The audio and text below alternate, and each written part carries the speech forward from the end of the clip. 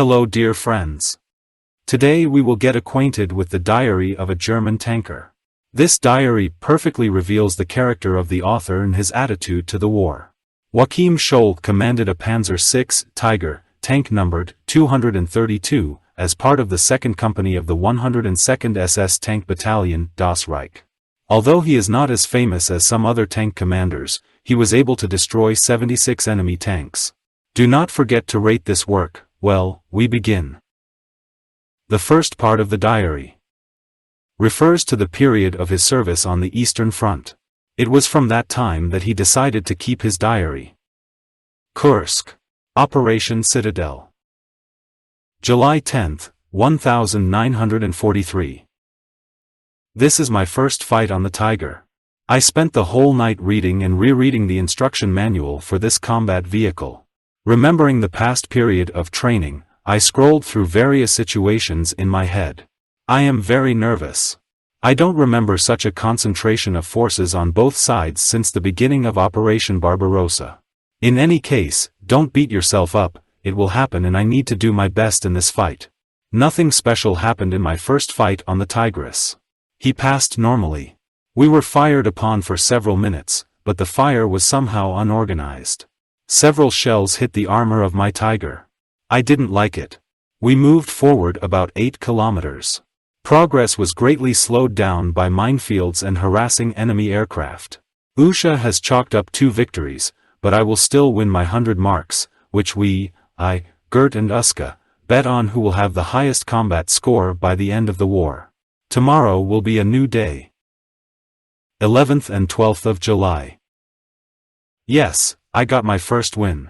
Okay, it was just a tractor towing an artillery piece, but it's still a destroyed target. My gunner, Karl, fired about 30 shells at him.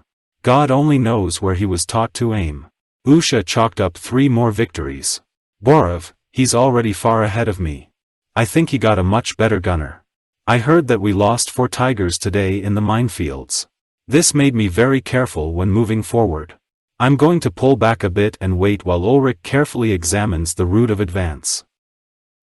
15th of July. What a day. I think we knocked out 5 tanks today. I'm not sure exactly, since there was so much dust and so many tanks around. It was difficult to even just locate the target. At one point in the battle, I almost ordered to open fire on our Stu-G. I thought it was Russian. I know for sure that I destroyed a Russian self-propelled artillery mount, since it was only 50 meters in front of me. Its pieces even flew to my Tiger and rattled on the armor. This is some kind of madness. During training we were told that we should destroy targets at long distances. It never occurred to me that they meant such distances. I think we also destroyed some of the enemy's anti-tank guns, since all of us, myself, and Gert, and Karl, bombarded their positions with high-explosive shells. 16th of July. Another day in hell. The communists made hell on the battlefield. We destroyed a group of enemy infantry trying to flank our grenadiers. Even inside the Tigris, we heard our grenadiers shouting with joy every time our next shell landed right in the middle of the Russians. With such support, we felt great. Although, I must say that watching the parts of the body flying everywhere did not give me pleasure. Our loader, Bertie, vomited twice into empty ammo storage slots. He will clean up himself. Another night has come. I'm trying to sleep. I don't think I'll be able to. I can't sleep well for 3 days now. 19th July. This battle is not going well for us. There were rumors that the Russian troops here were much larger than expected. I heard that the army tank battalions of the Tiger tanks, fighting far ahead, are already suffering heavy losses. This is alarming and frightening. Our position was practically overwhelmed by Russian troops. We have requested artillery and air support, as our stocks of high-explosive shells are running low. With crossfire, we managed to drive about 2,000 Russians into the ravine. We have already reloaded our machine gun belts 3 times, and replenished our high-explosive shells 3 times. I have never seen so much blood before. I was sick. Bert leaned over and yelled in my ear until he realized what was causing my condition. I will never forget this day. 20th of July. Today we received an anti-tank shell hit on the side armor. He tore the protective visor over the truck. We thought that this was the end, and that our track was broken. But our driver, Robert, said the Tiger was still running and handling well. Meanwhile, Usha sent 2 shells one after the other into the position of the anti-tank guns, and destroyed both. We still have not entered Prokhorovka. The Communists have a very strong defense there. I do not think that we will capture this settlement. We are destroying enemy assault guns in large numbers. Usha said they would not count towards our wager. This upset me and irritated me, because in this case I am already 10 wins behind him. July 21st. 9 o'clock in the morning, can you believe it? Our terrifying tank is broken. Robert thinks the transmission is the problem. We're waiting to be evacuated to the repair shops. I hope we don't have to switch to Panzer III or something like that while we wait for our tank to be repaired. 11 o'clock in the morning, we are being towed to the location of the repair shops by the Tiger tank from the 503rd Battalion. We have known his crew for quite some time. Their commander has recently died, so I leave them alone with my thoughts. 2 o'clock in the afternoon, we arrived at the workshops. 8 Tigers from different divisions are in line for repairs. There are a lot of shell marks on the armor of some of them, so I thought we were still lucky. I approached Johann Fenn. He recently graduated and married a Chinese woman whom he met while studying in Berlin. Now he is just a stupid 20-year-old boy. I'm not going to get married until the war is over. The repairmen said that we would have to wait about 3 days while they put our tank in order. We reported to headquarters and asked for a little rest. I must rest, I still have in my eyes those dismembered bodies in the ravine. July 23rd. Something happened to us. We drove back to our unit. Our path ran through a small village. Robert saw how one of the policemen was beating a Russian old man. He jumped out of the car and knocked the policeman to the ground. The policeman's partner arrived in time. Robert was tied up, and they were about to be taken away, probably to be charged. Well, great, I was left without a driver, because these policemen want to spread their influence everywhere and everywhere. I approached the second policeman and said that if they did not return Robert to me, then I would take them to the front line and show them that ravine with mutilated bodies. In response, the policeman shrugged his shoulders and said that he had seen worse. How can these cops see worse if they've never even been on the front lines? But I did not argue, and Robert was released by our commander. July 24th. Robert came back with some pretty noticeable marks on his face. He probably got it from the cops. He was released without the right to leave the location of his unit. Where can he go? How can he leave the location of his unit?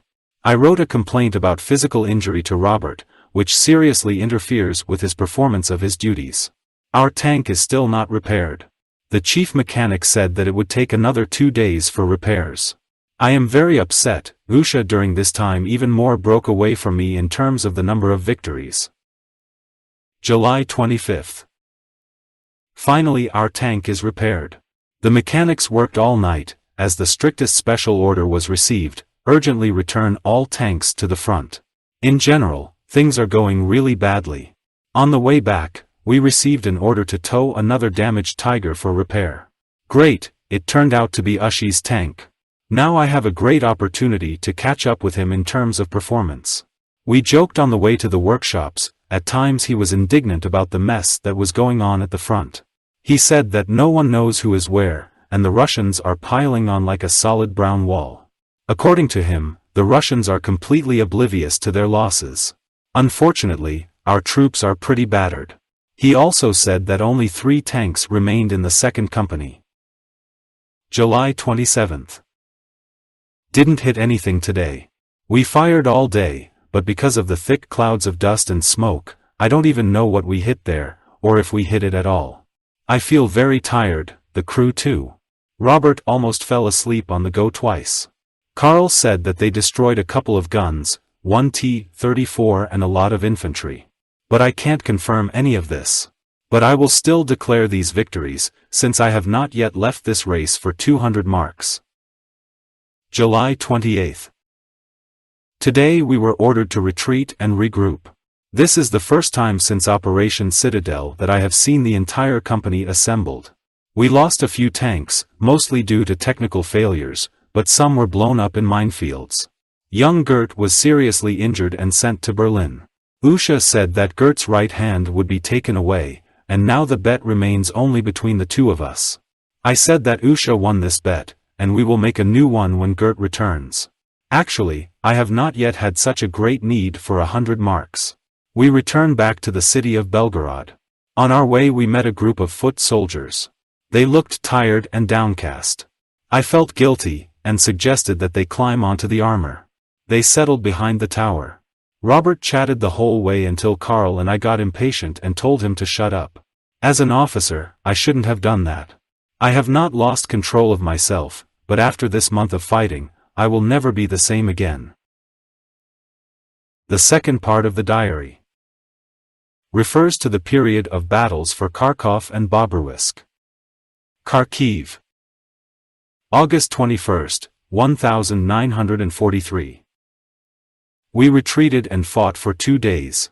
Our tank received some damage, but nothing serious that could affect its combat capability. Karl becomes an excellent gunner. He's still not very confident with targets at long range, but today he hit a T-34 at a distance of 1,800 meters. I am very pleased with them. He destroyed 4 tanks today before their crews could tell who was firing at them. Today is our best day. I don't think our bet with Usha will be resolved so quickly. I now have 18 confirmed destroyed enemy tanks on my account. In addition, more than 50 guns and other equipment, and a lot of Russian manpower. Usha says that he already has 30 destroyed Russian tanks on his account, but I know that he is cunning and declares the destroyed guns as destroyed tanks. August 22. Today received 2 hits in the frontal armor. One of them hit the vision device of our driver, Robert. What he experienced at the same time, I do not even want to imagine. It's good that my place in the battle is not next to him. We feel much more confident now, since none of these T-34s can penetrate our frontal armor.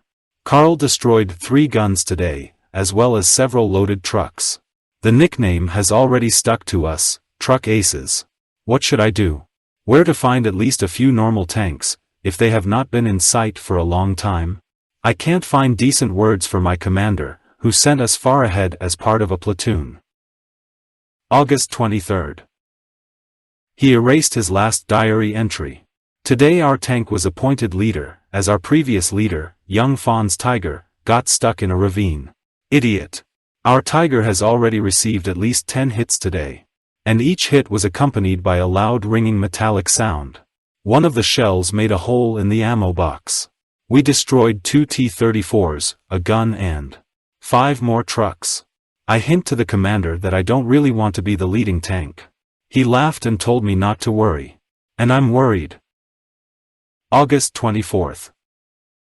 This idiot, Fun, drove his Tiger into the mud so that the gun was buried in the ground for almost half its length. The mechanics managed to remove all the most valuable things from the tank before the crew blew it up. Unforgivable negligence and waste, at a time when we so need all of the tanks we have. My Tiger is back in repair. Minor problems with the fuel system. It shouldn't take long. Chatted with a guy from a new battalion armed with Panther tanks. He said their tanks were as good as the Tigers, provided they were on the move. I laughed and laughed until he said that he had destroyed about 100 Russian tanks. Bertie and Usha said that he was lying and that they had only heard of Karius and Nispel from the army battalions fighting on the Panthers, who were anywhere near that number of victories. August 25. There was a big fight today. We lost several medium tanks. Not a single Tiger was lost. I was back in the platoon again. From this position, I could not knock out many tanks, but I myself received no hits, except for machine gun and rifle ones. When the Tiger moved, I did not even hear these hits, but I clearly saw tracers approaching us from all sides. After a couple of our shots, the shelling stopped. It seems to me that the Russians are afraid of the Tigers. Everyone we meet on our way scatters wherever possible. The leading Tigers had already destroyed a large number of T-34s and guns. Usha even knocked out a couple of those new KV-1 box tanks. He said that it was easy because they are so high that they can be seen for several kilometers. August 27. Again they broke, again problems with the transmission. The engine is also working somehow abnormally. Robert says that dirt has accumulated in the carburetor. I don't know much about these things, I have no mechanical aptitude. We were towed back towards Kharkiv, to the location of the repair base. We're going to have a beer tonight. I can't wait anymore. August 28th. I didn't manage to drink beer. We were immediately given a new Tiger and sent back to the front line. The Russians launched a massive attack on our positions. They fired artillery at us for several hours. I don't like shelling because I don't have the ability to do anything about it. Our artillery returned fire. I hope they covered the Soviet artillery positions. We were waiting in the woods with Thomas and Paul. Thomas had only recently arrived at the front, and Paul had already knocked out one KV-1. Usha was right, the KV-1 is an easy target. While Paul was reloading, we knocked out our KV-1. Also, we destroyed 2 guns and our now common truck quota. August 29th. Today we were forced to retreat. It seems that the Russians have an infinite number of soldiers and tanks, and they roll on us wave after wave. There were at least several hundred T-34s and KV-1s on the battlefield. I was very scared. It was the first time I felt like I was finished. I don't want to be buried in Russia. Karl fired and fired until we ran out of shells. After that, we had no choice but to turn around and retreat to the positions of our infantry. We saw how a group of infantrymen headed towards us to cover from the advancing Russians. After this episode, I was filled with respect and gratitude for these people. August 30th. Uska and Paul and I had a long talk today about yesterday's events. They think we need more Tiger tanks. I agreed. Paul said it was a good idea until the Russians got an equally strong tank. I decided that this diary would never leave my breast pocket. Usha received a combat tank medallion, and we were all awarded crosses for military merit. I am very proud of this. City of Bobruisk. October 3rd, 1943. Another big fight. I'm tired of being on the defensive. Although in defense it is easier to destroy the enemy. Birdie disguised our Tiger. Today it is very cold. I put on 3 coats, and, practically, I barely scratched these lines, since my fingers do not bend at all. 5th of October. We are still in ambush, and the snow that has fallen makes us almost invisible. We heard that there would be a fight tomorrow, as the scouts discovered a concentration of Russian troops to the east of us. I don't understand how these Russians can even think about fighting in this weather. October 6th. Looks like the scouts were right. The cowardly Russians tried to attack us this morning. Our camouflage worked great. We mowed them down with machine guns before they knew what was going on. I think they thought it was just machine gun crews, because their T-34s continued to roll at us without slowing down, until Paul and I dropped our disguises and rolled out our Tigers to meet them. We managed to knock out 3 of them when they finally figured out what was going on and began to retreat. We pursued them to the end of the hill, and left them to our infantry. We were still firing at them, but they were reversing as fast as they had attacked a few minutes ago. We caught up with the retreating Russian infantry, which was not so fast, and went through their formations. A lot of frozen blood had already accumulated on the protective covers of the caterpillars. 8th of October. We had the advantage today. Russian Cossacks attacked us today. The overheating of the barrels of our machine guns was extreme. Usha said that the barrel of our forward machine gun was as red as the communist flag. The next day after returning, we changed the barrels of all our machine guns. Birdie is unhappy that he constantly has to go outside and adjust his disguise in the cold. I clearly explained to him that he is the youngest among us, he has the lowest rank, and besides, these are his direct duties. We pushed him outside, and after listening to his wailing for 5 minutes, we also went out to help him. In vain we did it. I then warmed up for an hour. October 9th. Our tank is completely frozen today. I had to use a flamethrower to melt the ice and mud that had forgotten the road wheels. Ulrich stole a portable heater from a Luftwaffe liaison post. I think they were not very happy, but the heater fit very well in our ammunition box. They replaced the barrels on the machine guns, and together with Paul destroyed the Russian artillery battery. It was so easy, we just climbed to the top of the hill and fired at it from there.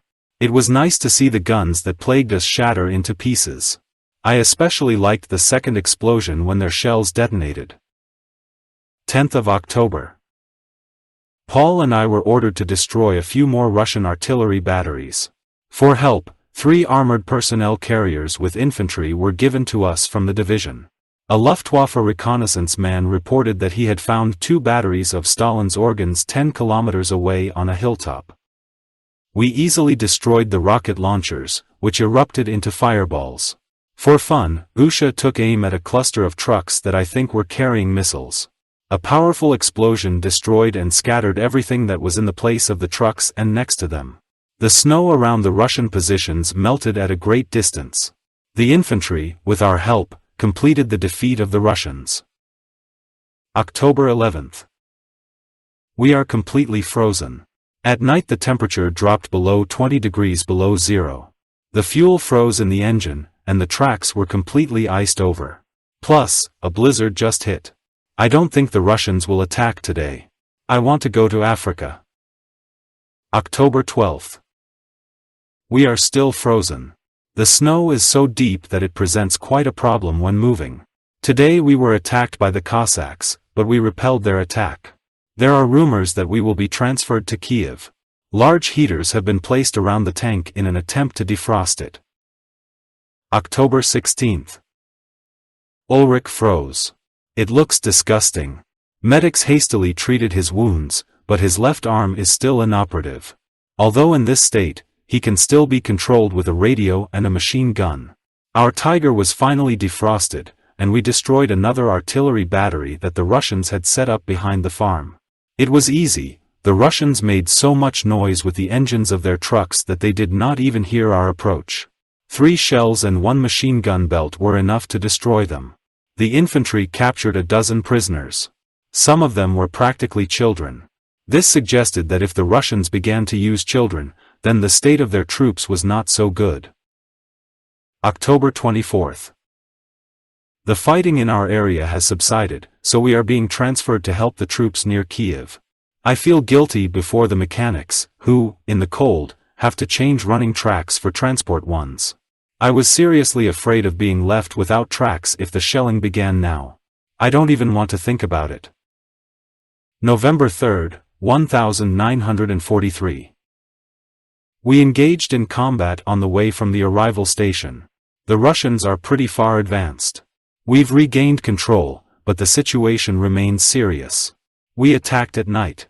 I like local nights, unlike local frosts. Snow makes targets easy to see. We opened fire on the spot right at the concentration of Russian infantry. I hope that none of them were the same children that we saw among the prisoners near Bobruisk. 5th of November. Another day of hard fighting. We performed tasks for 14 hours without a break. The Russians are not going to let us through so easily. Destroyed 2 more KV-1s and 1 gun. Karl got them at a great distance. He becomes more and more skilled, aiming at longer distances.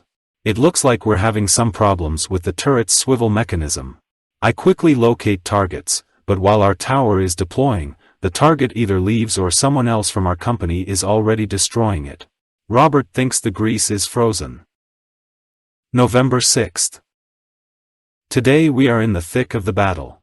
The Russians are rolling in from everywhere. We received about 10 hits in various parts of the Tiger. I hate that metallic sound when a shell hits armor. We fought well. They destroyed 3 T-34s and a whole bunch of guns and trucks. Ran into a crowd of Russian infantrymen. While they opened fire on them, they almost destroyed us. There is chaos all around. I accept congratulations from the commander Nusha, although they themselves destroyed more tanks today than I did. I thought that making a second bet was not a good idea. November 9th. I am very proud today. I was awarded the Iron Cross Second Class for the fights I had a few days ago. Usha and Paul both congratulated me. We are all sent to form our own battalion. We will be called the 102nd Heavy Tank Battalion SS Das Reich. Fine, with the new Tigers we must return to Moscow with battles. His Tiger was shot down on November 11th during the fighting on the outskirts of Kiev. The crew left the tank. The Russian infantry opened fire. Bertie and Ulrich were not wounded, Joachim was wounded in the right leg, Karl was wounded in the shoulder, and Robert, unfortunately, was immediately killed. They made their way to their troops and were sent to Berlin for treatment and spent Christmas in the hospital. After the amendment, they were sent to Italy, where a new 102nd Heavy Tank Battalion SS Das Reich.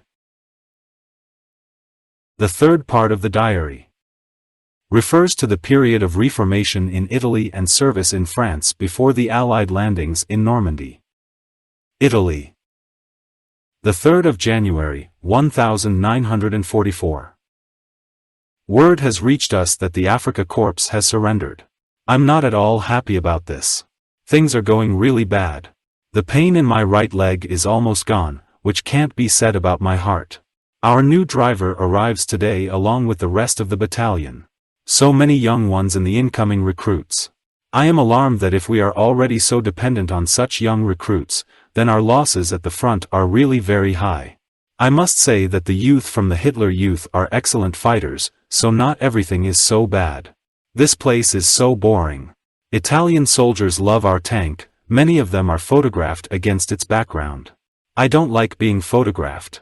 This place is still very boring, the nearest town is 20 kilometers away, but we are not allowed to go there. In any case, everywhere is better than on the frosty Eastern Front. 4th of January. Today I met our new driver. His name is Helmut. He was sent to us from the Totenkopf division, and he is older than me. He fought in Russia, and he seems to be a great guy who knows exactly how the Tiger works. I am very pleased, as many others got timid green youths. I was assigned to the 2nd company of our new battalion. We were given a new Tiger tank and assigned the number 232. It has a Tsimmerite coating throughout the body, this is for combating mines, and camouflage coloring. I liked him. Usha walked around and boasted that he had inflicted rings of destroyed targets on his Tiger's weapon. He began to provoke me and said that I should not worry about this, since I only need to apply rings according to the number of tanks destroyed, and, as you know, I am an expert on trucks, not tanks. But I still decided to also apply rings of destroyed targets. Only 27 tanks. But I also decided to draw a truck with the number 100 inside in order to annoy Wushu. Before leaving for France, we made another bet with him. January 6th, 1944. We are ready to ship to France. There we will conduct training and education to repel a possible landing in France by American and British troops. Usha said he spoke to a Panzer IV loader who was in the Afrika Korps. He told him that American and British tanks are very easy to destroy, especially those called Shermans. He said that they light up with torches from the first hit. The Afrika Korps soldiers call them Tommy ovens, because the crews almost never have time to leave when the tank is ignited. I prepared to meet them in the future.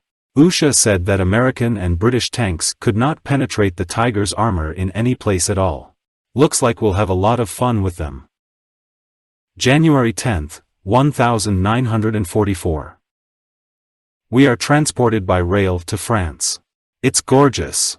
It's practically the same as being at home in Berlin. I went somewhere for a holiday. This is a wonderful comfortable passenger train. We are very well fed and have plenty of time to sleep. I won 150 marks in cards. I feel great, this is the first time since our first bet that I won his money from him. Even if it's just cards. The morale of our battalion is very high, I feel just fine. The pain in my leg was completely gone. We quietly smuggled a lot of wine onto the train, which we bought from an Italian farmer. Tonight we're going to get drunk. France is still 2 days away. January 11th. Oh, my head. This Italian wine is so light, but after 2 bottles you lose control over yourself completely. My advice to you is don't drink on the train. Now there is constant noise and ringing in my head. We are already in Germany. The landscape has changed. Around the Ruhr, craters and destruction from aerial bombs are visible everywhere. Paul said that the Americans were constantly bombing us. We must not forget to talk about this with the Luftwaffe liaison officer. Had a pleasant conversation with our new commander. His name is Thomas. He is young but ambitious. He is in our platoon. I think his Tiger tank will be on my left flank. I feel like I can trust him. France. January 13, 1944. So we arrived in France. It has been 4 years since I last visited here. During this time, I moved from a small box of Panzer II to the Tiger tank. I wish I had a Tiger then, 4 years ago. This night I lost money in cards. Take note, never play cards with Usha again if you have already beaten him once. Also, destroy more tanks so you don't see that nasty grin on his face and earn the nickname, Truck Killer. January 16th. The tank is ready. We go on maneuvers together with the local infantry regiment. It will be a strong impression for them to fight with our Tigers. We were warned that we should organize a good guard for the tank, as there were quite a few partisans around. They call themselves a resistance movement and are quite dangerous. I have a hard time believing this. I think that if they are so capable of resisting, then why didn't they do it 4 years ago? If everything was as we were told, then we would not be enjoying French wine now. January 17th. The exercises went pretty well. We would have shown ourselves even better if Thomas had not taken the wrong direction, and almost got stuck in the mud. I wouldn't want to be in his place now. There was a rumor that we could again be sent to the Eastern Front. I don't like it at all. I have too many painful memories associated with the Eastern Front. We decided to name our new Tiger, Frida, after the mother of the deceased Robert. We decided that this name is quite suitable. I miss Robert. Better be careful. I heard that there is a homosexual in the first company. I do not want to give him a reason to think that I am from the same series, since I do not have a favorite. I need to get a girlfriend soon. January 19th. It's my birthday. We had a few drinks last night to celebrate my 30th birthday. My crew gave me a new diary with the rune Das Reich on the cover. I'm very pleased. It has a black leather cover, and it is just the right size for my breast pocket. Usha gave me a truck model. Hog. This is not before shipping to Russia, and a new set of pencils. This year's birthday was much better than last year. I'm still in a good mood, despite the rumors about the upcoming transfer to Russia. The 21st of January. We moved on our tank to some small farm. English fighters and bombers in the sky are becoming commonplace. Today we saw Messerschmitt in the sky. It was our first aircraft that we had seen since the day we arrived in France. I'm already starting to forget what the Luftwaffe looks like in general. January 23rd. More maneuvers in the rain. I hate it. That means Bertie will have to clean up the tank when we get back. He still begins to moan if I order him to do something like that. But now his moaning sounds much quieter. I have already had several nightmares about my time on the Eastern Front. Each contained torn bodies and dead soldiers. I'll talk to the doctor about it tomorrow. May 23rd, 1944. Today we have been training. My Tiger was repaired, and after a 4-week break, I happily sat down in my seat. We are on the march again. The talk and rumors of an Allied invasion at Calais are still going strong. I hope this is true, as the waiting and inaction has begun to tire me. I'm already fed up with training with wooden targets. The next replenishment went to the Eastern Front. I saw them. They are very young, but eager to fight. The 1st of June, 1944. We're moving again. The commanders believe that the arrival of the Allies should be expected this week. I don't think so. The weather is terrible. It has been pouring rain for 3 days now, and the wind is picking up. Plus, at least in the fact that the rain washed our tank. Bertie has a cold. He was placed in quarantine. This week is awfully boring. The last replenishment, in my opinion, is too eager to fight. I think that they will be mowed down in the very first battles. We were told to cover up our rings of destroyed targets, which we had put on the gun barrel at one time. They said it was for camouflage purposes. What nonsense. But an order is an order, so I sent Bertie over to paint over the rings. 4th of June. Today we moved closer to the city of Calais. I hate redeployment by rail, as our tank has to change the standard tracks for transport ones, and remove the outer row of rollers. The mechanics stacked the removed rollers on the back of the hull. Something doesn't smile at me very much to lift these 2-ton tracks there too. We were already impatient to meet these British and American tanks, about which the Italians said that they were rather frail. I can't wait to add more to my account. So far, I have 27 destroyed tanks on my account. I do not think that I will be able to catch up with Walter or Usha, because they have better gunners than my Karl. But I'm going to make a good attempt at it. June 6th. The vile Allies landed in Normandy. It's far from us. We are still waiting for the order to be sent to the front. The faster divisions are already there. Lucky. The Allies stepped up their air operations, and we had to hide our Tigers in the forest. We have already lost 2 tanks from the last replenishment. They weren't fast enough to get to the hideouts. They drank too much wine at night, and now they fell into an eternal sleep. We all ask ourselves the same question: why are we sitting here instead of heading to Normandy? I can't find my place anymore. June 9th. We are finally on our way to Normandy. These bloodthirsty Allied planes are devastating our lines. We lost 4 more tanks. Now we will only move at night. Our grenadiers are already at the forefront. We should arrive there tomorrow night if everything goes well and none of us are killed by enemy planes. June 10th. We have finally arrived at the front. Our first combat mission in months. Karl missed 2 tanks. Churchill, idiot. Still, 1 was hit, as well as 2 small armored personnel carriers. It is good to return to active hostilities again, otherwise we have become too relaxed. Lost another tank as a result of an air raid. Our ammo carriers are stuck somewhere and are not showing up, so our progress is much slower than we expected. June 14th. We sit in the forest, in ambush. The proposed passage near the British troops has not yet begun. At least we have full ammunition. Heard that Usha destroyed 6 targets today. He is now far ahead of me. Looks like I'm going to lose my 100 marks. We haven't fired in 2 days. They destroyed several infantrymen with machine gun fire. June 15th. Today we attacked the English column. Karl finally got his eyes back. We destroyed 4 Cromwell tanks and 6 trucks. The British called in aviation, and the planes that arrived began to bombard our forest. But Ulrich did a great maneuver and got us out of the fire. It's already dark now. I know another good place for an ambush. I'm going to take my platoon there and set up an ambush for tomorrow. We joined a pair of 4 panzers from the Hitlerjugend division. I like these young guys who, despite their young age, know how to fight well. We are going to use them as bait to lure the English into our trap. Our platoon now consists of only 2 Tigers, ours and Thomas. In the previous ambush, during an air raid, we lost 2 more tanks from the new replenishment. June 16th. Our plan worked. These stupid Allies rushed after Panzer IV from the Hitler Youth. We lost one of them, and its crew continued to fight as ordinary infantrymen. We destroyed 3 Sherman tanks.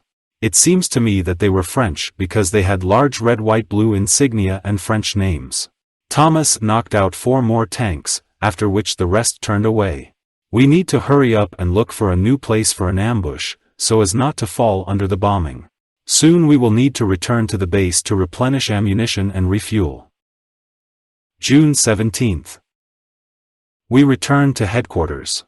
I was transferred to Usha's company and given the rank of Hauptsturmführer. Of course, I am satisfied, but I cannot understand why I received the next title. There, in the Leibstandarte, they say, Whitman destroyed a whole column of Allies. Lucky. As they say, the British just moved straight along the road. I would also like to have such goals. Although, there are so many enemy tanks around that Usha says that we can very well do the same as Whitman. The British have advanced to the city of Cannes, so we need to move there as well.